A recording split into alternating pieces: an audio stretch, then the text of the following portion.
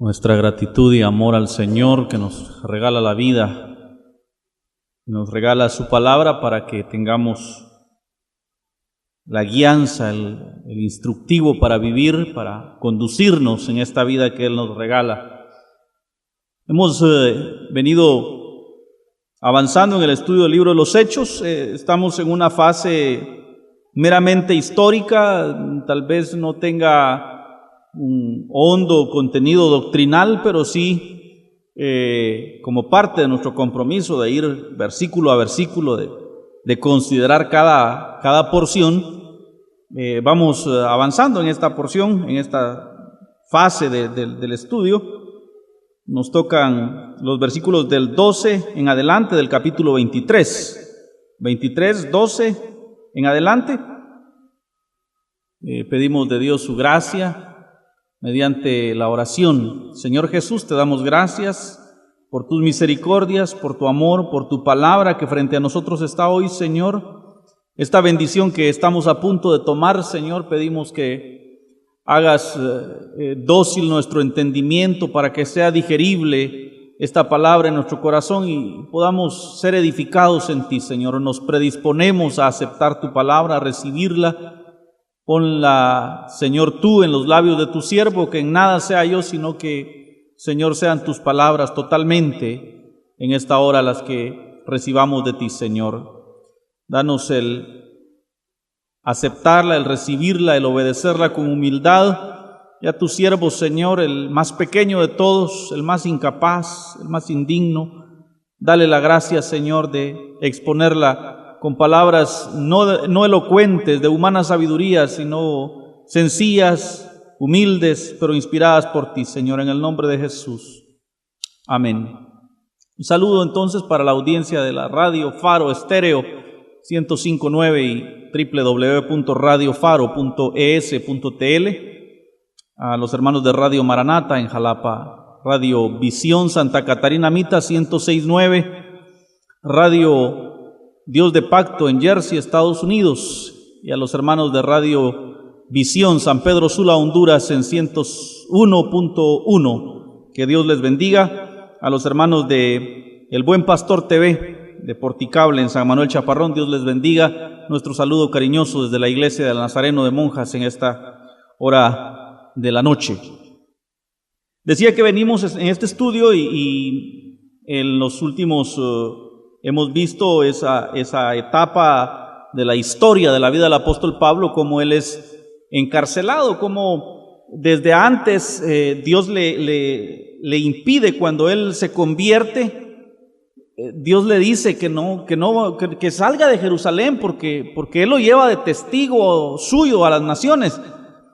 Y ahora cuando regresa a Jerusalén es advertido por muchos siervos del Señor, muchos profetas que le dicen que no vaya, que al ir ahí va a ser apresado, que ahí va a ser golpeado.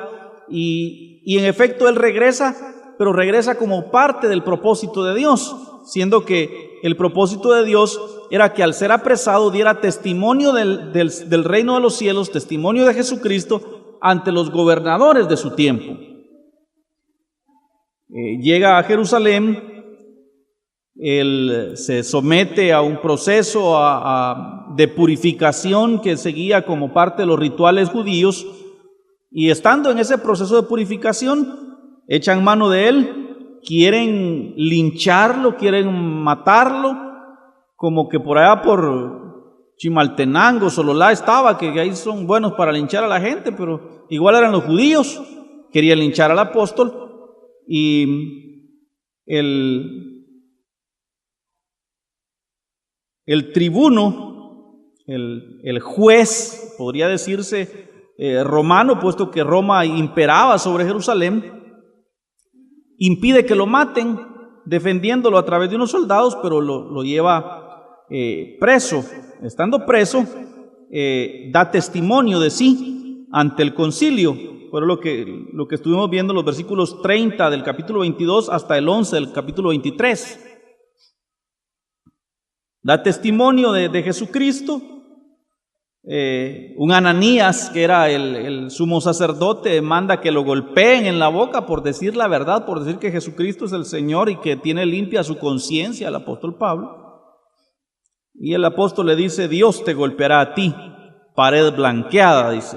Y así, en esa misma condición, hay muchos líderes que presumen santidad, pero que son paredes blanqueadas, que su corazón está lleno de odio, de envidia, de celo, de contienda.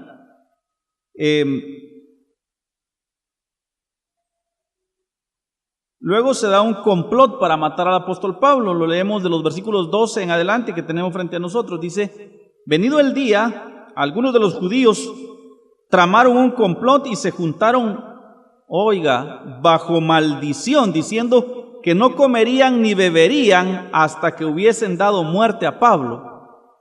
Los hermanos judíos, los hermanos de la religión querían matar a Pablo. Yo lo repito una vez más: la religión se opone toda la vida al evangelio de la gracia de Jesucristo. No es de extrañar que nos odien, nos persigan y digan toda clase de mal contra nosotros, cuando en realidad nosotros lo que hemos estado haciendo es predicando un evangelio de gracia, un evangelio gratis.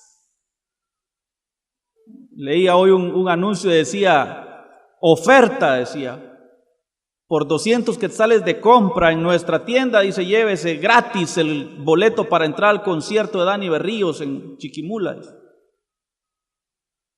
Yo les puse su saludo ahí, les puse gratis. El evangelio de Cristo es gratis. De gracia recibisteis, dad de gracia.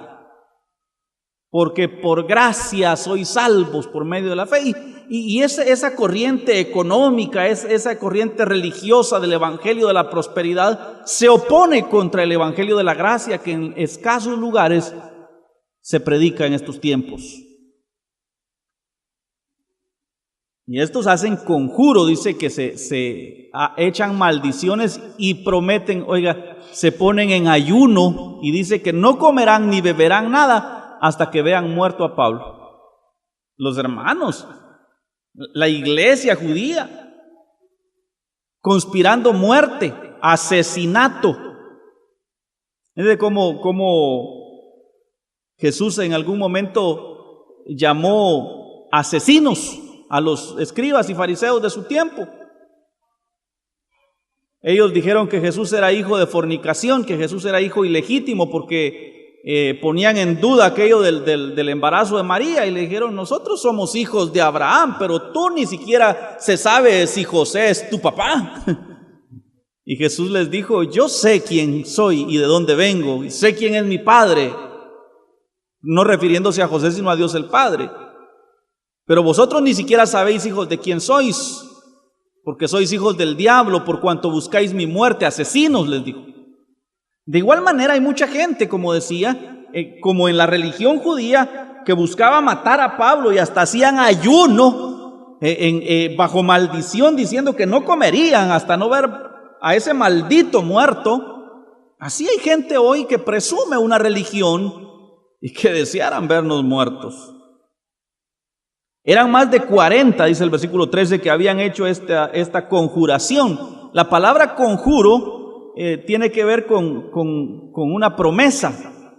Ellos hacen una promesa en donde se comprometen delante de ciertas deidades o delante de ciertas situaciones a que no comerían ni beberían hasta haber muerto al apóstol.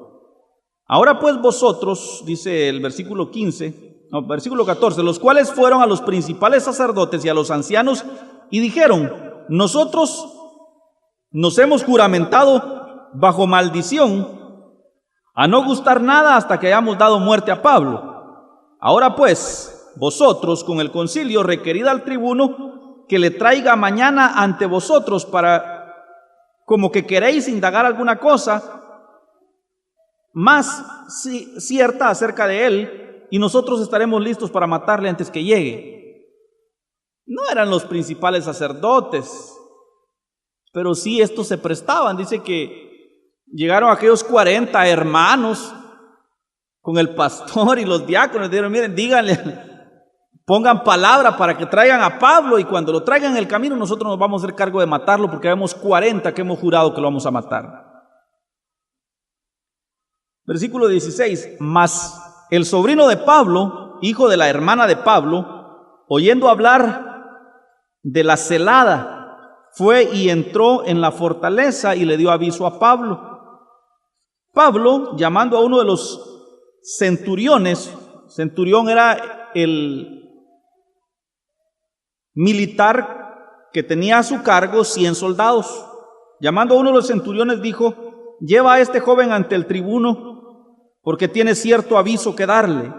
Entonces tomándole le llevó al tribuno y dijo: el preso Pablo me llamó y me rogó que trajese ante ti a este joven que tiene algo que hablarte. El tribuno, tomando de la mano y retirándose aparte, le preguntó: ¿qué es lo que tienes que decirme? Y él le dijo: los judíos han convenido en rogarte que mañana lleves a Pablo ante el concilio, como que van a inquirir alguna cosa más cierta acerca de él. Pero tú no les creas, porque más de 40 hombres de ellos le acechan, los cuales se han juramentado bajo maldición a no comer ni beber hasta que le hayan dado muerte, y ahora están listos esperando tu promesa. Entonces el tribuno despidió al joven, mandándole que a nadie le dijese lo que le había dado aviso de esto.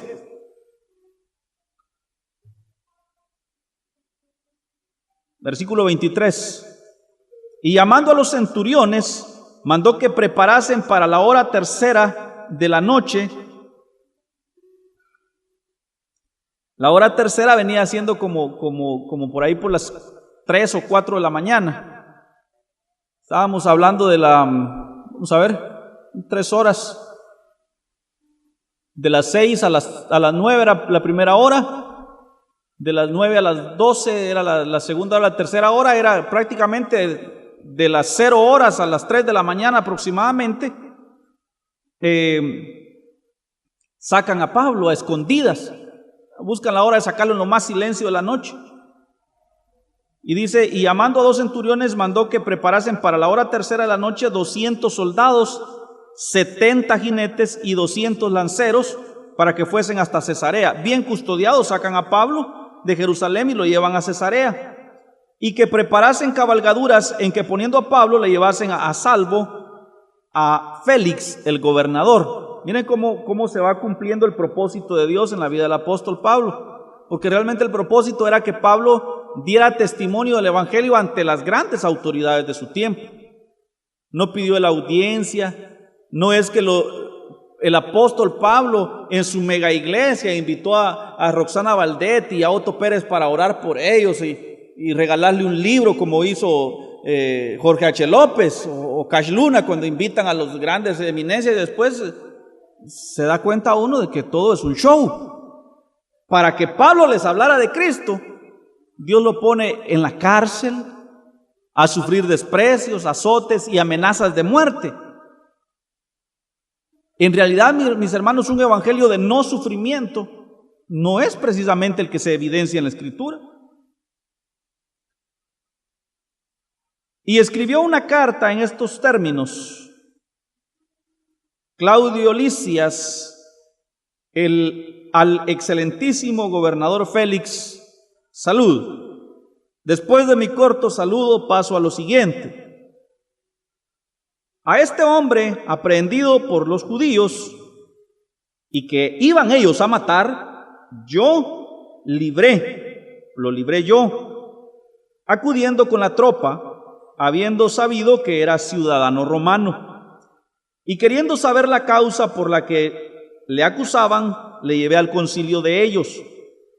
Y hallé que le acusaban por cuestiones de la ley de ellos, pero que ningún delito tenía digno de muerte o de prisión. Pero al ser avisado de acechanzas que los judíos habían tenido contra este hombre, a punto le he enviado a ti, intimando también a los acusadores que traten delante de ti lo que tengan contra él. Pásalo bien. Y los soldados, tomando a Pablo como les ordenó, le llevaron de noche a Antípatris, y al día siguiente, dejando a los jinetes que fuesen con él, volvieron a la fortaleza.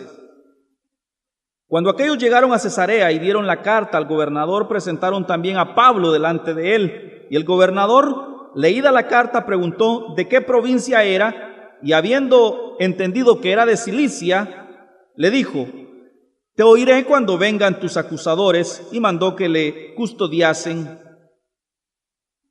en el pretorio de Herodes. Les decía, era una cuestión meramente histórica de ese proceso mediante el cual es Claudio Lisias, el tribuno, transfiere el caso del apóstol Pablo a Félix, el gobernador. Y vemos en el capítulo 24 la defensa de Pablo ante Félix. Vamos a darle lectura, estamos casi que leyendo solamente, para llegar más adelante a algunas cuestiones meramente importantes en cuanto al quehacer de la fe cristiana y la sana doctrina. 5 días después descendió el sumo sacerdote Ananías con algunos de los ancianos y un cierto orador llamado Tértulo, y comparecieron ante el gobernador contra Pablo. Miren, pues llegan los oficiales de la iglesia, ¿verdad? El pastor y y llevan aún su abogado. Aquí dice orador, porque en realidad era un tremendo parlanchín, bueno para hablar. Y mírense al Tértulo. Ahí cuando le pongamos de apelativo Tértulo, algunos de ustedes saben por qué. Cuando este fue llamado, Tértulo comenzó a acusarle diciendo, oigan la culebra que estaba ahí: como debido a ti gozamos gran paz y muchas cosas son bien gobernadas en el pueblo por tu prudencia, oh excelentísimo Félix. Como dice aquel Mario Cano, excelentísimo, ¿cómo le dice al honorable juzgador? ¿Cómo le dice? Culebreándose a Félix, le dice: oh excelentísimo Félix, lo recibimos todo tiempo y en todo lugar con gratitudes. Pero para no molestarte más largamente, te ruego que nos oigas brevemente conforme a tu equidad, porque hemos hallado que este hombre es una plaga, promotor de sediciones entre todos los judíos por todo el mundo, y cabecilla de la secta de los nazarenos. De Pablo ya era los nazarenos de aquel entonces, y le llaman secta. Intentó también profanar el templo y prendiéndole quisimos juzgarle conforme a nuestra ley. Y miren, no solo se culebrea a Félix, sino que ahora viene y trata de poner en mal a Claudio Lisias, al tribuno, y le dice: pero interviniendo el tribuno Lisias con gran violencia lo quitó de nuestras manos. Miren cómo dice, con violencia. Era peor que esas mujeres que van al juzgado de familia a hablar mentiras. Mandando a sus acusadores que viniesen a ti. Tú mismo, pues, al juzgarle podrás informarte de todas las cosas de que le acusamos. Los judíos también confirmaban diciendo ser todo así. Habiéndole hecho señal el gobernador a Pablo para que hablase, éste respondió. Ahora va la defensa de Pablo. Porque sé que desde hace muchos años eres juez de esta nación, con buen ánimo haré mi defensa. No le dijo: oh excelentísimo, tú que nos has gobernado con sabiduría. Y ese Tértulo, sí, era abogado de los de nuestro tiempo. Como tú puedes cerciorarte, le dice Pablo, no hace más de 12 días que subí a adorar a Jerusalén y no me hallaron peleando con ninguno, ni armando bochinche en la multitud, ni en el templo, ni en las sinagogas, ni en ninguna ciudad. Ni te pueden probar todas las cosas que ahora me acusan. Por esto te confieso que según el camino que ellos llaman herejía, así le sirvo a Dios, al Dios de mis padres, creyendo todas las cosas que en la ley y en los profetas están escritas. Pablo no niega la fe. Pablo no dice: sí, es que yo estoy en el evangelio, pero porque mi mamá me lleva. Pablo le dice, conforme al camino que estos llaman herejía, yo le sirvo a Dios. Teniendo esperanza en Dios, la cual ellos también abrigan, de que ha de haber resurrección de los muertos, así de los justos como de los injustos, y por esto procuro tener siempre una conciencia sin ofensa ante Dios y ante los hombres. En estos dos versículos tendríamos nosotros argumento para predicar todo un mensaje. Dice Pablo que él cree, que él manifiesta su fe en cuanto a la resurrección de los muertos, que Dios ha de resucitar a los justos para salvación, para vida eterna, y también ha de resucitar a los impíos para condenación. Y por esta razón, dice Pablo, procuro siempre tener buena conciencia delante de Dios, sin ofensa ante Dios y los hombres. Es la razón que nosotros tenemos, hermanos, para conducirnos rectamente, sabiendo de que viene el día en el que Dios juzgará al mundo con justicia. Pero pasados algunos años, vine a hacer limosnas a mi nación y a presentar ofrendas. Estaba en ello cuando unos judíos de Asia me hallaron purificado en el templo, no con multitud ni con alboroto. Ellos debieran comparecer ante ti y acusarme si contra mí tienen algo. Pero ¿dónde están los que me mandaron?, dice Pablo. O digan estos mismos si hallaron en mí alguna cosa mal hecha cuando comparecí ante el concilio, a no ser que estando entre ellos hablé en alta voz acerca de la resurrección de los muertos, soy juzgado hoy por vosotros. Entonces Félix, oídas estas cosas, estando bien informado de este camino, del camino del evangelio, porque Félix ya había oído el evangelio, les aplazó. Dijo, vamos a tomar un breve receso para los alimentos, dijo el juez Gálvez, y volvemos a reanudar la sesión más tarde, diciendo, cuando descendiere el tribuno Lisias, acabaré de conocer vuestro asunto. Y dice que va a hablar Félix con el tribuno Lisias del asunto, y entonces va a seguir el juicio. Y mandó al centurión que se custodiase a Pablo, pero como él había oído hablar del evangelio y sabía que no era nada malo lo que Pablo había hecho, mandó que se le concediese alguna libertad. Le dieron, como quien dice, prisión domiciliar, dijo, tenía que ir a firmar, y que no le impidiesen a ninguno de los suyos servirle o venir a él. Algunos días después, viniendo Félix con Drusila, su mujer, cuando tenga su niña le ponen Drusila, que era judía, llamó a Pablo y le oyó acerca de la fe en Jesucristo. Pero al disertar Pablo acerca de la justicia, del dominio propio y del juicio venidero, Félix se espantó. Se sabía culpable, sabía que tenía cuentas pendientes delante de Dios. Mucha gente cuando nos oye predicar el evangelio se espantan.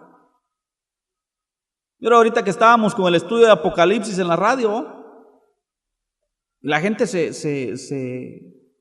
consterna, se afligen.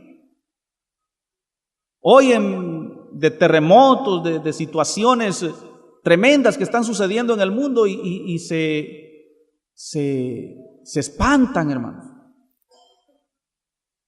No se arrepienten, no vienen a Cristo, no corrigen su camino, pero se espantan porque saben que esta es la verdad. Así le pasó a Félix. Tanto era el interés de Félix que hasta llevó a su mujer a oír lo que Pablo tenía que decirles. Y Pablo testifica delante de ellos acerca de la fe en Jesucristo.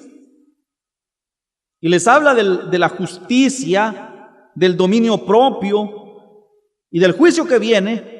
Y eso le causa horror, espanto a Félix. Y le dijo, ahora vete, pero cuando tenga oportunidad te llamaré. Y dice la Escritura que así lo tuvo.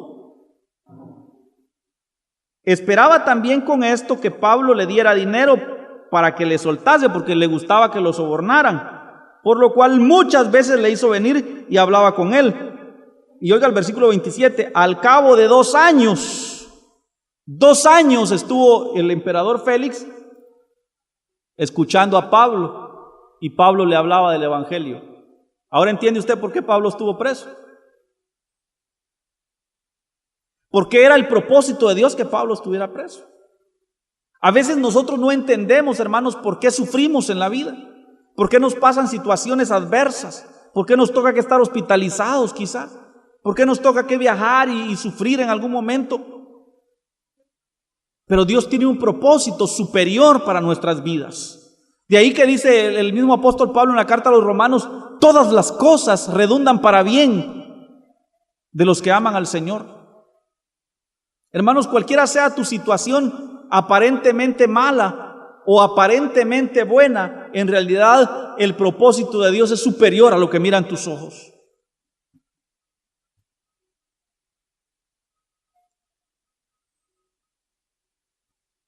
Dice incluso que pasaron 2 años y Félix fue sucedido por uno llamado Porcio Festo.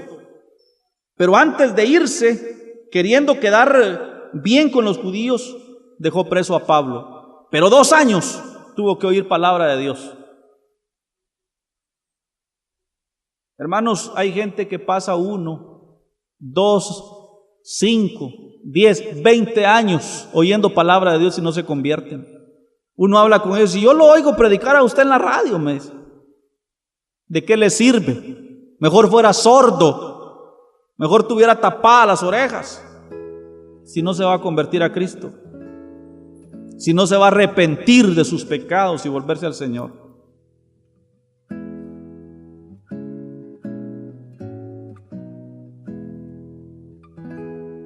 Quizá Dios nos lleve por caminos distintos, en medio de hambres, enfermedades, cárceles quizá,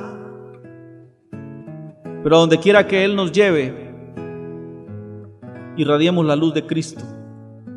No es por gusto que el Señor nos lleva a donde nos lleva. A donde quiera que vayas, da testimonio de tu fe. Sé diferente. No permitas que el mundo te vislumbre a ti. Vislúmbrales tú a ellos con la luz de Jesucristo. No ceses de hablar de Cristo. No ceses de dar testimonio del Dios que te ha salvado.